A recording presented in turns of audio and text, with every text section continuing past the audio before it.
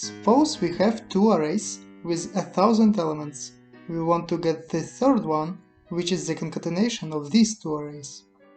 We can do this in several ways. The most visually appealing way is to use a spread operator. We can also go through both arrays and push each of its elements into a new one. Or we can use the concat_array method. Now, after we have implemented all of them, we can run the benchmark and see how efficient they are. To do this, we will use the CLI perf utility to measure the performance of each exported function.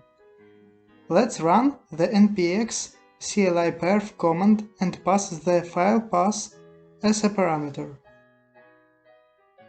After installation, the utility starts measuring.